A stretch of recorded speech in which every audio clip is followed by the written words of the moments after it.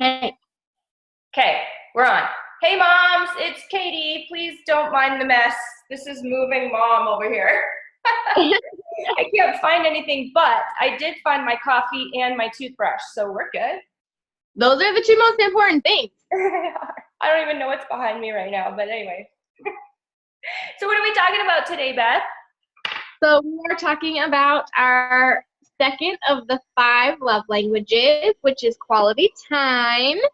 And I'm really excited to talk about this one. It was pretty hilarious to read and see all of the things that I'm like, oh, yeah, that's why I do that or why I say that. Because quality time is my primary love language.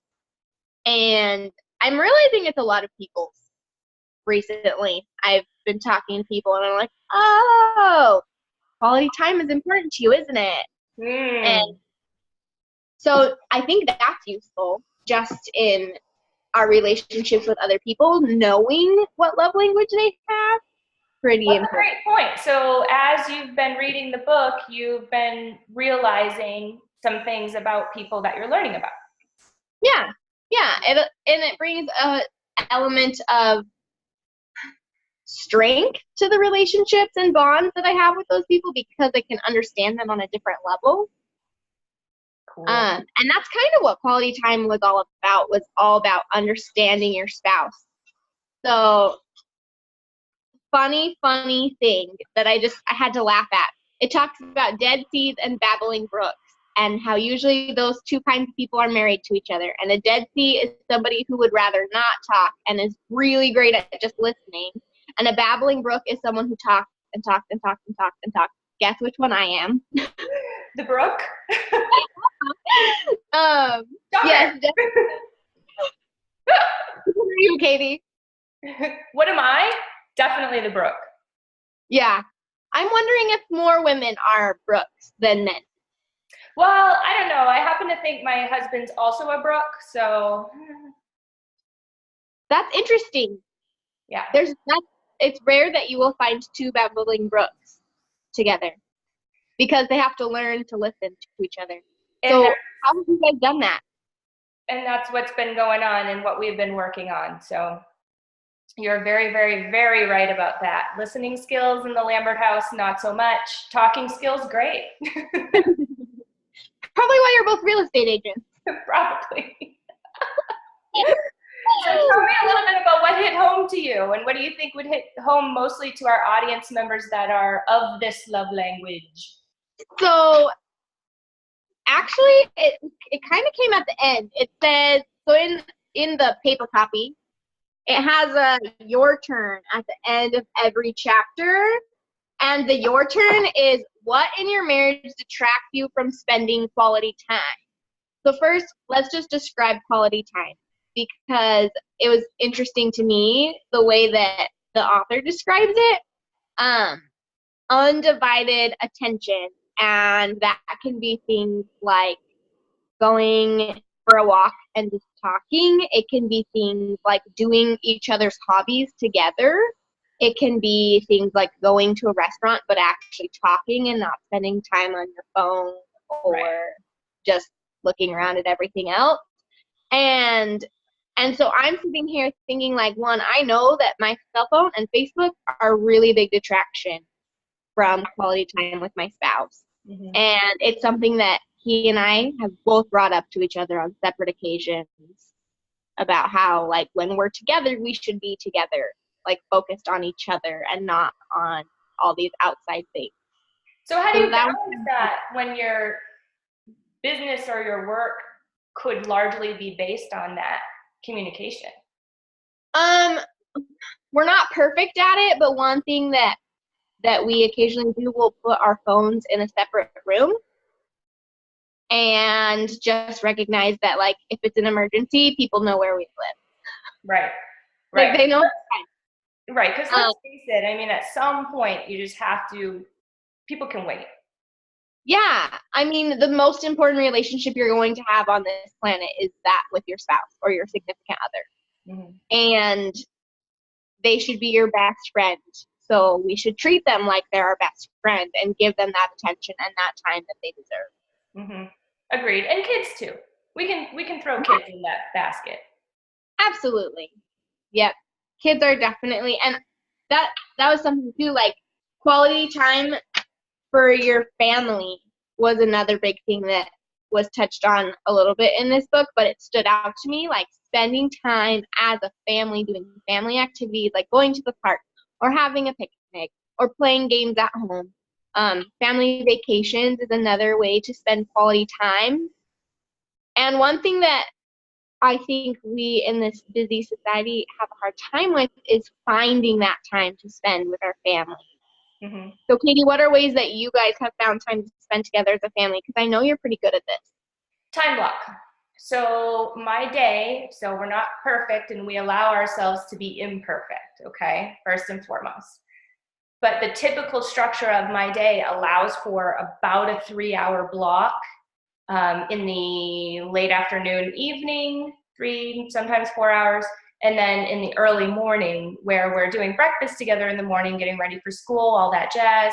Then I work straight through. I don't take lunches or anything like that. Work straight through, you know, and when my son comes home from school, then we have our time together as a family, get him dinner, bath, ready for school next day and to bed, and then I'm back to work for the next, 5-6 hours or whatever it is. So you said you make the time, you make it a priority.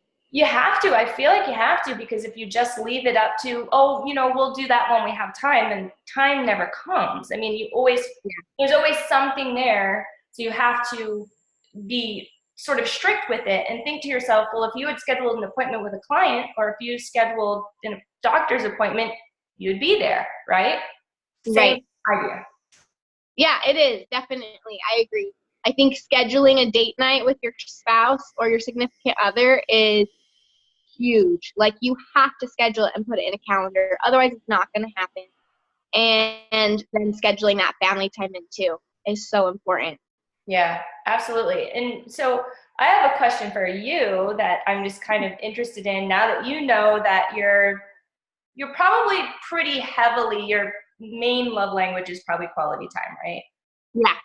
Do you recognize if any of your children have the same sort of?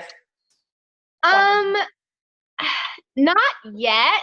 I know that my one daughter is very big on gifts. Like, she loves to give gifts. She loves when we give her things, even if it's like an ice cream cone that she didn't know she was getting. Or like, hey, I got this movie, we're going to watch it together. Like, she loves surprises and getting gifts. She's my oldest. She's 4.5. My 2-year-old loves snuggling.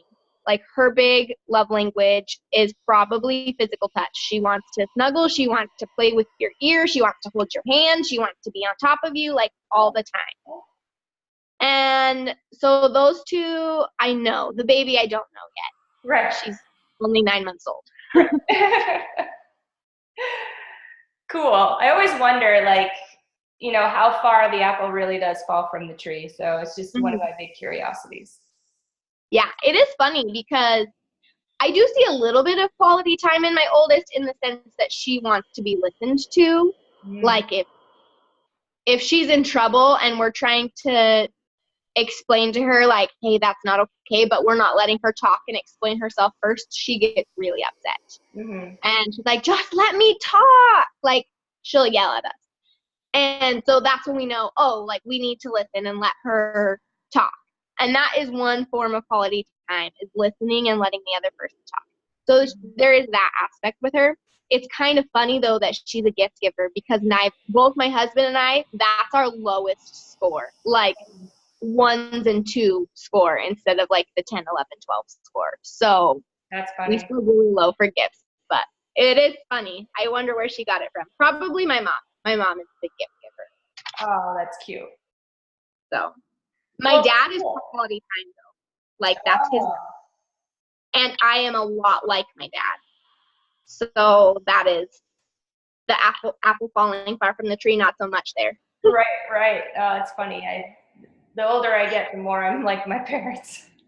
Yeah, isn't that so crazy? It really is funny. Well, cool. Anything else noteworthy that you'd like to pull out of this chapter? I just want to give people some suggestions. So if you have someone in your life that is quality time, some ideas that you can do. There's a list. It says take a walk together, go to a park and rent bicycles. Are there parks here that we can do that in Arizona? You can rent bicycles. There's a few. There's like green bikes and yellow bikes around town that I see. Cool. Yeah. I didn't know you could do that, but that's awesome. This one is really cool. Ask your spouse for a list of 5 activities that they would enjoy doing with you and make plans to do one of them each month for the next 5 months. That's a great idea. It says if money is a problem, space freebies in between the we can't afford this events. Think of an activity your spouse enjoys, but which brings little pleasure to you, meaning you don't like it so much. And then tell your spouse you want to broaden your horizons and go do that activity with them one time this month. Set a date and give it your best effort. Because for people that quality time is most important to them, they want you to do things with them that they enjoy too, not just the things you enjoy. That was a conversation that took my husband and I a long time for me to do things that he likes instead of always demanding he do the things that I like. Right. Interesting. Plan a weekend away, just the 2 of you. Make time every day to share some things that happened in your day. Have a let's review our history once every 3 months where you set aside an hour and ask questions about each other's past. 5 questions each. Plan your questions ahead of time. And then camp out in the living room with blankets, pillows, get your soda, your popcorn, and pretend the TV is broken and talk like you were dating. Aww. So cute, right? That's so those are just ideas that moms can use to connect with their quality time people in their lives. And you have a really good point there because it doesn't have to be expensive. Yeah, it doesn't have to be something like a concert or out to eat or anything like that. Yeah, get creative. There's a lot of things that you can do at home. We have a whole cabinet full of board games. And I am always like, can we play a game? Can we play a game? Can we play a game? Like, that is, I love doing that. So maybe you guys can do a game or a puzzle or read a book together. Read and discuss, or read it out loud to each other. Read it out loud to each other. That's cool.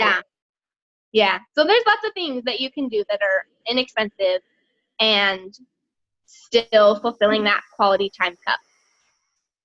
Awesome. Well, thanks for those tips. What's next on our plate in 2 weeks?